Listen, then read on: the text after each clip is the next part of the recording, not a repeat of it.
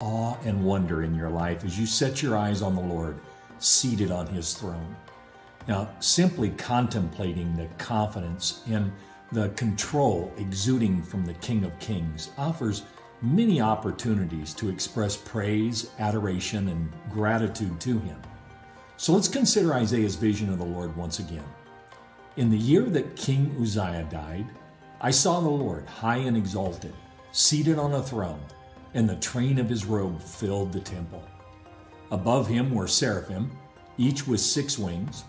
With 2 wings they covered their faces, with 2 they covered their feet, and with 2 they were flying, and they were calling to one another, Holy, holy, holy is the Lord Almighty. The whole earth is full of his glory. Now, let's consider this vision from Isaiah's personal perspective for just a moment, since he supplies it.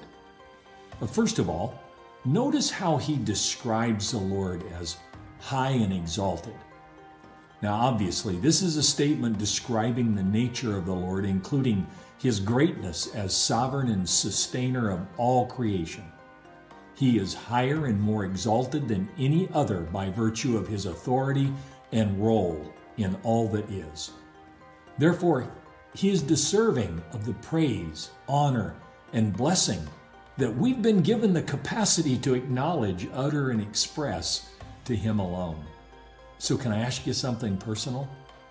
How much of that language typically comes from your heart and falls off of your lips these days in prayer? Are you gazing at the Lord primarily and being consumed by his greatness, or is your focus primarily on what you want from him? Now, I think this is important and a very healthy point of self-examination in our lives.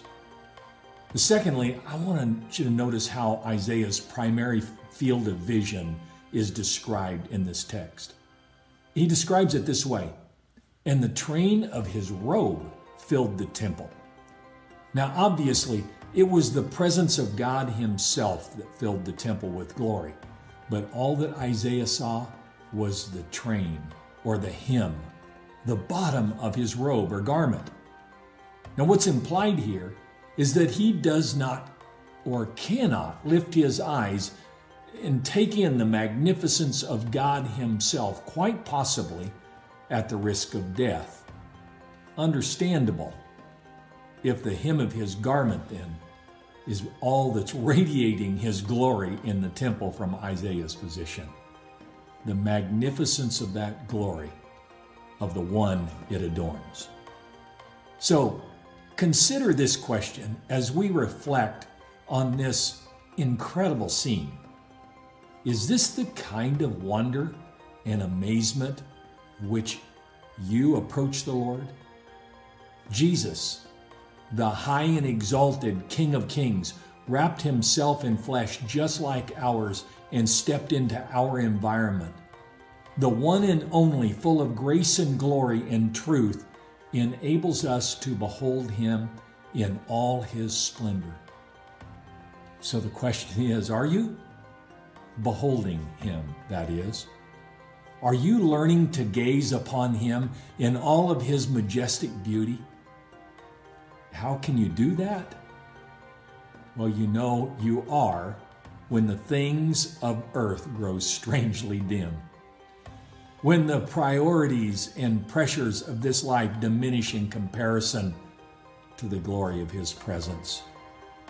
When the adoration and praise for the one who rules your heart begins to be the priority of the communication of our lips.